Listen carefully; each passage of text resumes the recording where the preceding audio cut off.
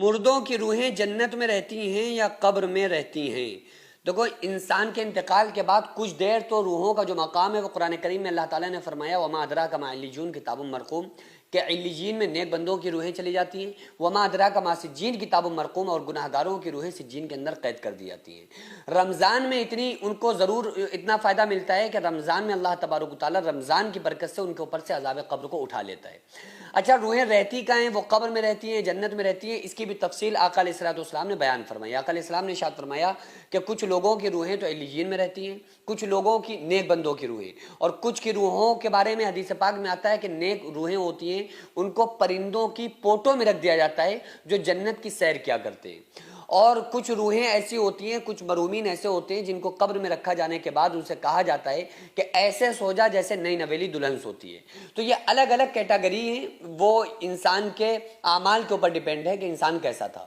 اب رہا مسئلہ اس کا کہ وہ قبر میں اس کی روح رہتی ہے نہیں رہتی ہے۔ دیکھو، روح کہیں بھی رہے، چاہے علیجین میں رہے یا گناہگار کی روح سجین میں قید کر دی جائے، یا وہ جنت کے پرندوں کی پوٹوں میں رہے، یا اس کو سلا دیا جائے، لیکن اس کی روح کا تعلق اس کے جسم کے ساتھ، باڈی کے ساتھ ضرور ہوتا ہے۔ کیونکہ آپ قبر پہ جاتے ہیں، آپ جا کر سلام کرتے ہیں، کوئی بھی جاتا ہے سلام کرتا ہے، السلام علیکم یا اہل القبور، اے قبر والو تم پر سلامتی ہو۔ اب چاہے اس کی روح کہیں بھی ہو اس کے اعمال کے مطابق، لیکن اس کی روح کا تعلق اس کے جسم کے ساتھ ضرور ہوتا ہے، اور اسی وجہ سے جب باڈی کے اوپر عذاب ہوتا ہے تو اس کی روح اس عذاب کو محسوس کر رہی ہوتی ہے۔ ہاں، رمضان میں ایسا ہوتا ہے کہ لوگ زیادہ تر قرآن کریم ایصال ثواب کر رہے ہوتے ہیں، سحری کے ٹائم قرآن پڑھا، ان کو ایصال ثواب کر دیا، تو اس ٹائم وہ مرومین اپنے گھر والوں کو یاد کرتے ہیں باقاعدہ۔ ان کے پاس جب وہ قرآن ہم نے پڑھ کے سحری کے ٹائم ایصال ثواب کر دیا کسی بھی ٹائم،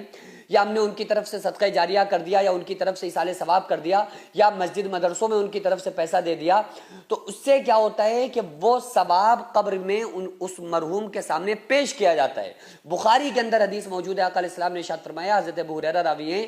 کہ جب کوئی بندہ کسی کے طرف سے صدقہ جاریہ کرتا ہے مرحوم کے لیے، یا صدقہ دیتا ہے، یا دعا مغفرت کرتا ہے، یا ایصال ثواب کرتا ہے، تو اس مرحوم کو اس کا ثواب پہنچایا جاتا ہے۔ اور آقا علیہ السلام نے ارشاد فرمایا کہ اس وقت جو مرحوم کو، مردے کو خوشی ملتی ہے، ایسی خوشی اسے زندگی میں کبھی نہیں ملتی ہے۔ یعنی وہ اتنا خوش ہو جاتا ہے جب اس کو وہ ایصال ثواب پیش کیا جاتا ہے گفٹ کے طور پہ، تحفے کے طور پہ، تو بڑی خوشی محسوس کرتا ہے۔ تو اس لیے جب بھی آپ، زیادہ تر عورتیں سحری کے ٹائم قرآن پڑھ رہی ہوتی ہیں تو اسی ٹائم ان کو ثواب مل جاتا ہے اگر آپ مرحومین کو ایصال ثواب کرتے ہیں۔ تو بہرحال بہتر طریقہ یہی ہے کہ آپ ان کے لیے دعائے مغفرت زیادہ سے زیادہ مرحومین کے لیے کریں، تاکہ وہ جہاں بھی ہوں، چاہے وہ علیجین میں ان کی روحیں ہوں، چاہے وہ کسی بھی جگہ پر اللہ تعالیٰ نے رکھا ہو، ان کی روح کا تعلق جسم کے ساتھ ضرور ہوتا ہے۔ ان کے لیے دعائے مغفرت کریں کہ اللہ تعالیٰ ان کی حفاظت کرے، اللہ تعالیٰ ان کی بخشش فرمائے، وہ جہاں بھی ہوں سکون میں رہیں، ان کے لیے دعائے مغفرت کرنا چاہیے۔ عید ایک خوشیوں کا تہوار ہے، اور یہ عید جب ہی مکمل ہوتی ہے جب ہم اپنی خوشی کے ساتھ ساتھ اپنے غریب بہن بھائی اور غریب فیملیز کو بھی اپنی خوشی میں شامل کرتے ہیں۔ اس عید پر ہمارا مقصد ہے کہ ہر غریب گھر میں خوشی پہنچے اور ہر بچے کے چہرے پر مسکراہٹ ہو۔